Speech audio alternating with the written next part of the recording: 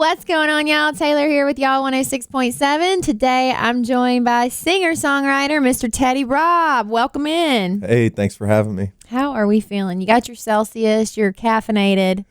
I feel good. Feel good today. Yep. It's a crisp fall day.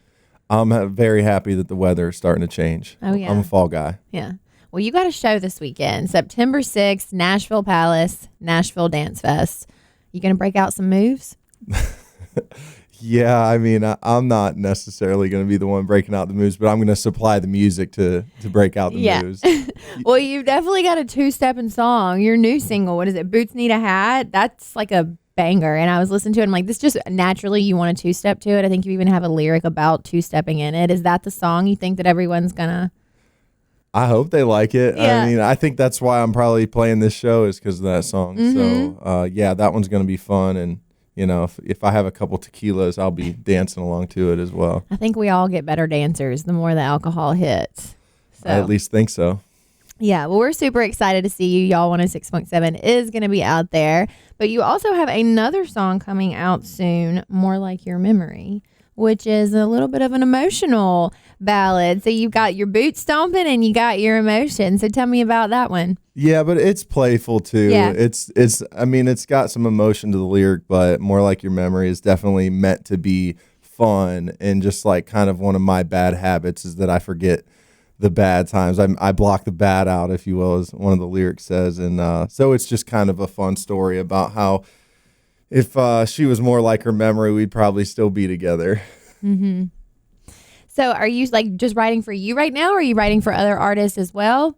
I'm writing for mostly myself. I'm putting a record out right now, and I've got most of that done. Mm-hmm. So these songs are part of that, and I've got 6 of them done, and quite a few more ready to record. But I'm trying to round out my first album. Yeah. How do you like make the pick of like who makes the cut on the album? You know, because you have so many good songs that you have to weed through.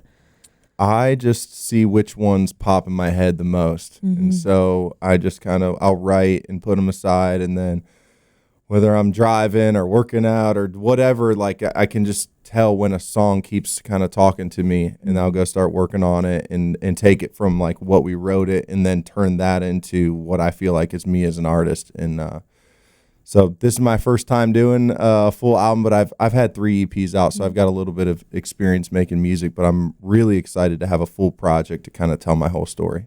Heck yeah, that's exciting. And when is that going to drop?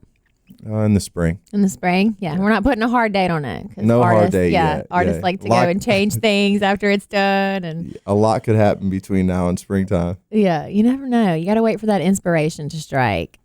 Yep. Well, tell me about what are you doing the rest of the year? Are you going on the road? You were just telling me that you were in Canada. You're going to Switzerland. I'm staying busy. You know, I'm doing everything on my own right now as far as management, booking. And so just handling everything Wow. is enough, you know, work. But I feel really blessed. I've been getting asked to play shows. Like you said, I'm getting ready to go to Switzerland. I've got 2 shows this weekend, Nashville Dance Fest being one of them. I've got some privates that I've been doing. So, hey, if you guys want me to come play a private show for you, no shame. Hit me up on Instagram and I'll come play your show. Because when you book Teddy, you get to book through Teddy because he's the booking agent. Yeah, so you get for right now. does it all. He's a one-man show. Yep. And so I'm writing a lot, and I'm like I said, I'm putting music out every like 6 weeks right now until this album drops. So that's keeping me pretty busy as well. Yeah. I know a couple years ago you were telling me you were like just really trying to dial into your guitar playing. Like you would spend like hours a day just learning the guitar, shredding. So how's that going? It's still the same. Yeah. You know, getting better every day though. Oh yeah, I'm still working at it. It's my passion. So I love songwriting, and I feel like songwriting and singing and being an artist is kind of my gift. But guitar is where I feel like all of that comes from, and it's become a huge passion.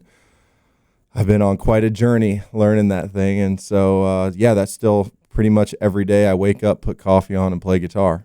Wow, that's dedication. It's like, it feels, I guess, like dedication, but it's what I want to do. Yeah. So it doesn't take a whole lot of dedication when you wake up and that's like the first thing you want to do. Mm-hmm.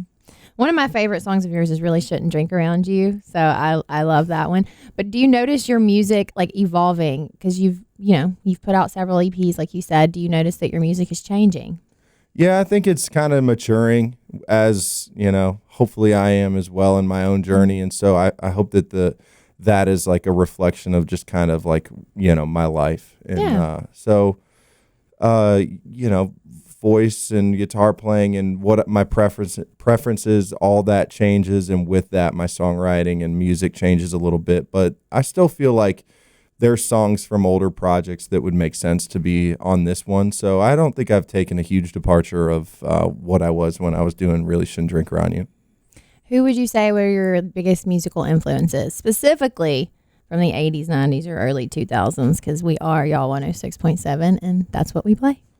Well, I would start with George Strait. That's probably why I moved to town, was because of a lot of his music. And so I wanted to figure out how to make people feel like what he was making me feel like. But huge Brooks and Dunn fan, Alan Jackson. I know he's not quite 90s, but Billy Currington has been a huge influence on me. Yeah, we play Billy. Yeah. Okay. All of his like earlier stuff, Good Direction, Must Be Doing Something Right, Let Me Down Easy. Like you could have told me Billy Currington was George Strait and I would have believed you when I was coming up. Yeah.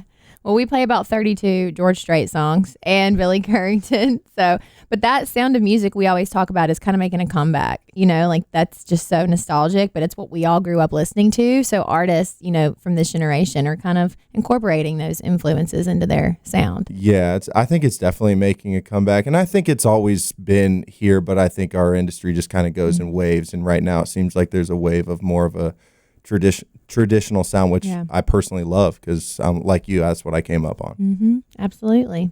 Y'all go check Teddy out this weekend at the Nashville Palace, September 6th. Teddy, is there anything we didn't cover that you want our listeners to know? I know you're going to play a song for us today.